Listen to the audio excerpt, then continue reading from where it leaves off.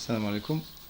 Alors, on va continuer notre vidéo avec comme on a dit, la simulation sur Protos.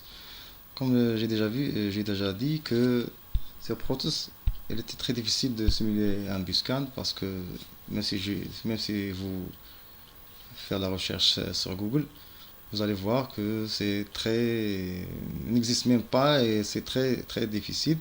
Alors, la solution, c'est de le simuler sur MATLAB ou bien sur d'autres logiciels. Alors que sur Protos, qui est un fameux logiciel de, de faire le câblage schématique en électronique, il n'était pas possible. Alors, je devais faire tout le travail. En commençant par définir ce que c'est le MCP 2551. Alors, d'après le datasheet fourni par Microchip, on a une sorte de schéma interne qu'il faut un peu modifier pour faire le, pour définir le MCP 2551 pour le Protoss. Alors si on voit dans la définition, voilà comment j'ai défini ce MCP. Alors, il y a un soustracteur, on montage soustracteur pour faire la différence entre le CAN H et le CAN L. Puis il y a un autre amplificateur opérationnel avec un montage comparateur d'hystérésis inverseur. Et on a une Zener pour stabiliser la sortie, la tension de sortie, pour avoir les deux niveaux le récessif et le dominant. Alors ça c'est pour le RX, c'est pour la transmission. Alors que pour le TX, quand on a une donnée qui vient de la transmission, quand on récupère une donnée depuis le bus, il faut le stabiliser avec ce stabilisateur, puis faire la complémentarité de cette donnée entre le CAN H et le CAN L. Alors, en revenant à notre schéma principal, alors dans ce schéma, comme j'ai fait comme une configuration maître-esclave. Comment faire une configuration maître-esclave? C'est juste parce que le maître, qui est SU1, c'est-à-dire le Electronic Controller Unit, est intéressé et concerné par pas partout, mais presque par tous les idées de bus. Elle est intéressée par tous les messages du bus.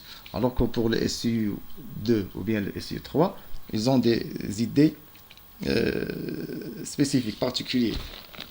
Alors, le SU1, alors il renvoie et il reçoit pour tous les idées de messages, il est concerné, il veut savoir combien de température, voilà un capteur de température, combien il y a la vitesse de RPM du moteur, combien est-ce qu'il y a un obstacle devant la voiture, pour initialiser les erreurs, le compteur d'erreurs, ou bien pour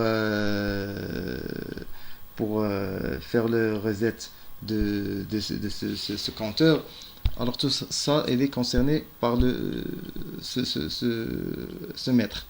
Alors que pour les deux esclaves, chacun a sa fonction, a ses tâches bien séparées. Par exemple, pour le S2, il est responsable des obstacles, comme un radar, comme un capteur radar, des obstacles devant la voiture. Pour l'autre esclave S1, c'est la gestion de la vitesse du moteur et la température. Mais ça n'empêche pas que les deux esclaves peuvent communiquer entre eux. Enfin, c'est comme ça qu'on a dit que c'est pas une c'est pas une véritable configuration maître-esclave, mais juste par le fait que le SE1 est intéressé par tous les messages du bus, il est considéré comme un maître. Alors la première des choses, il y a des LCD, voilà des LCD pour afficher, il y a un clavier pour saisir les, commandes. Alors, la première chose à tester, c'est est-ce que ces deux nœuds, les esclaves par exemple, est-ce que notre maître peut correspondre à un appareil de diagnostic. Alors, pour le premier test qu'on va faire, c'est est-ce que ces deux esclaves, ces deux nœuds qui sont dans le bus, ils sont capables de détecter qu'ils sont déconnectés. C'est-à-dire, le bus, en fait, sont déconnectés. C'est-à-dire, s'il y a un problème dans la connexion CAN. Alors, si on supprime ça et l'autre, alors, comme ça, on a les deux nœuds ne sont plus connectés. Est-ce qu'ils vont détecter ça? Alors, on va voir dans la simulation. Comme vous voyez, le maître il est en idle mode, c'est-à-dire en mode écoute. Il attend une transmission ou bien une commande depuis le clavier pour faire une transmission. Et les deux nœuds esclaves, ils sont détectés qu'ils sont déconnectés. C'est bien. Alors ça, c'est la première chose à faire. Alors, on va commencer notre simulation. Alors, voilà tous les nœuds du bus sont en mode écoute, idle mode, c'est-à-dire le temps de silence.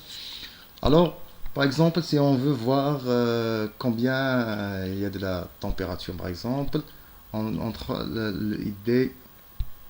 fait le premier ID, par exemple. Le premier ID, c'est quoi? Le premier ID, c'est le capteur, c'est le capteur d'obstacle. Alors, on voit une demande, une requête. Alors, on voit une requête pour récupérer, voilà, c'est très bien, pour récupérer la donnée de ce capteur. Alors qu'on met 37, alors on a bien une valeur. Et pour avoir une erreur acceptable, admissible, tolérance, il y a une tolérance de valeur due à la conversion analogique numérique depuis le microcontrôleur. Alors après, qu'est-ce qu'on a? On a le RPM. RPM, c'est la vitesse du moteur. La vitesse du moteur par tour par minute ou bien en pourcentage. Alors, comme vous voyez que l'esclave qui est en question, c'est lui seul qui affiche là le message. C'est-à-dire que l'autre SCU2 n'a aucun intérêt avec le ID OBS. Alors il reste toujours en mode écoute. Alors si on demande une requête pour la RPM, alors c'est l'autre esclave qui répond et qui nous indique qu'on voit la donnée.